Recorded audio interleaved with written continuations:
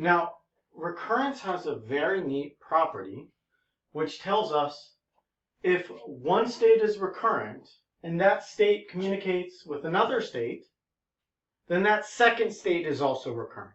Okay, so if state I is recurrent and I communicates with J, then J is recurrent.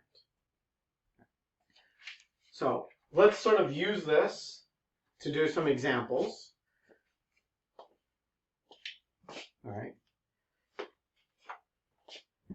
For this first example, we're going to have the following P matrix. 0, 0, 1/2, 1/2.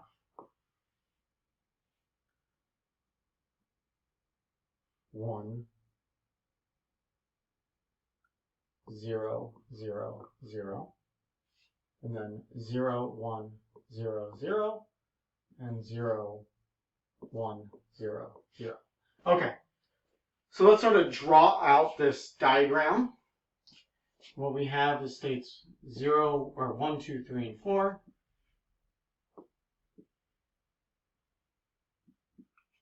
Okay. So state 1 goes to 3 and 4 with 1/2.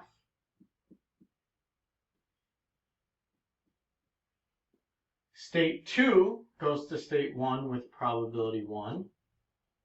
All right. Now state 3 goes to state 2 with probability 1. And let's see, state 4 goes to state 2 with probability 1. Okay, so what we're going to do is first we're going to define which states communicate with each other and what classes do we have. Okay. Because in fact that's going to tell us a lot about which states are recurrent or not recurrent. So let's look at state 1. State 1 can get to state 3, so we can just follow that path directly. Now the question is, can state 3 get back to state 1? And it certainly can, because we can go from 3 to 2 to 1. So this tells us 1 communicates with 3. Another thing that we can do is we can say, well, I can go from 2 to 3, and I can go from 3 to 2. So that tells me 2 communicates with 3, which by the prior property we had learned, sort of the transitive property of communication, I now know that 1 must communicate with 2 as well. Now the last one we need to check is, do we have any what about 4? So 4 can get to 2, 2 can get to 1, and 1 can get back to 4. So we can find this sort of closed loop. So that tells us that 2 communicates with 4. All right. Now it ends up that if you start going through all the relationship, if 2 communicates with 4, then 1 can communicate with 4, and 3 can communicate with 4. All right, so basically 1 can communicate with 2, 3, and 4. I think we should have that. 2 can communicate with 3 and 4. 3 can communicate with 4. Okay, it's a little bit weird. So 3 can go to 2, which goes to 1, which gets to 4. And 4 can go from 4 to 2 to 1 to 3. And so they all communicate with each other. That means we have a class that contains 0, 1, 2, or 1, 2, 3, and 4, the following states. All right. Now, they all communicate with each other. So that means, based on this property we've learned, if even one of these states is recurrent, then all of them have to be recurrent because they all communicate with each other. Now, we don't have an absorbing state in this Markov chain, so we know we don't have a transient state. Okay? And, well, we know that this class will keep sort of bouncing around back and forth. Okay? So what that tells us, So because we have a single class, right, we have an irreducible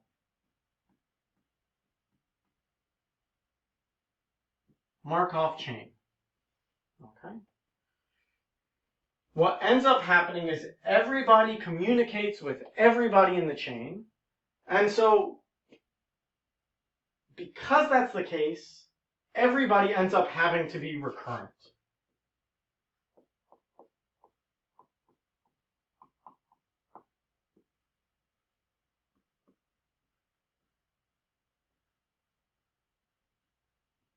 Okay. So in fact, this sort of leads to our next property. So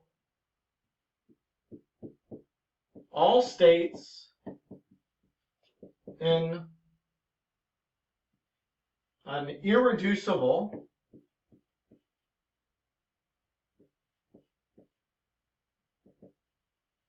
Markov chain are recurrent. All right. So now let's do another example.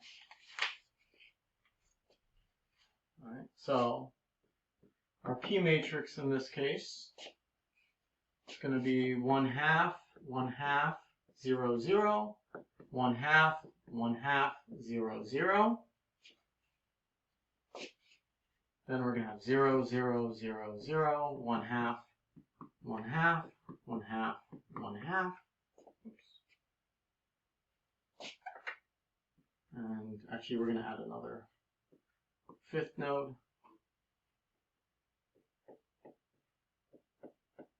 So this is actually a Markov chain we did in a previous video. All right. So if we draw what this looks like, we have 5 nodes. All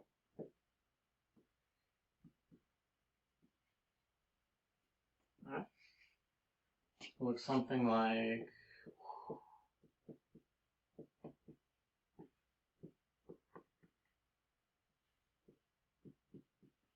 so 1 and 2 sort of loop back and forth to each other and on themselves.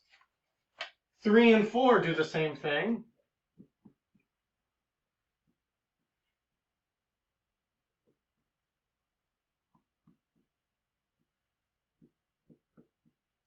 Now, this fifth state connects to state 1 with probability 1/4, to state 3 with 1/4, and it stays on itself with 1/2. Okay. So if we look at this really quickly, we can sort of tell that 1 communicates with 2, 3 communicates with 4, and then 5 just communicates with itself. So we end up with 3 classes.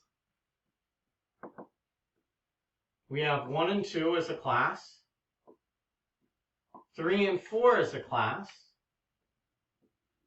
and finally 5 as a class. Okay.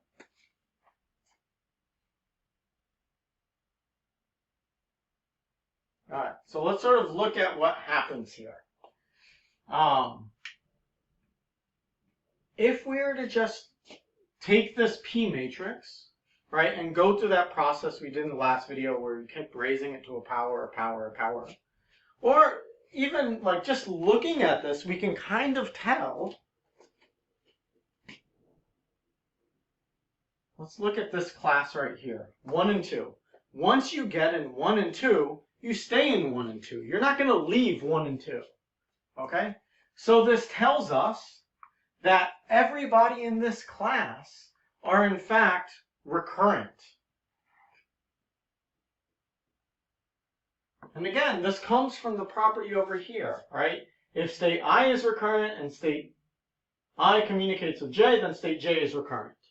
So in fact, all we need to show is that 1 or 2, state 1 or state 2 is recurrent, and that must mean that the other is also recurrent. Okay. Likewise, we have this same property for states 3 and 4. They communicate with each other. They're part of their own class. And so that tells us that they themselves, both of them, are recurrent. And so these classes become useful because they allow us to just say, hey, everybody in this class is recurrent.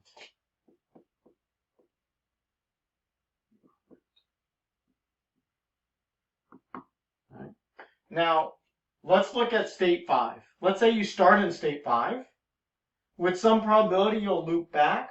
But every now and again, you'll leave state 5, and you'll start bouncing around 1 and 2. Okay? So what that tells us is that state 5 is recurrent. And in fact, we can check that using the technique that we did before. So what I'll do is I will actually switch over to MATLAB and work these out just so we can see that. So when you're solving homework problems, I think this visual, you should be able to write these down pretty quickly, but you typically want to sort of show some work that, hey, if I take this P matrix and take it to some power and add it up, do that summation, yes, it goes to infinity, or no, it converges to a specific value. Okay, so let's sort of do that real quick in the next video.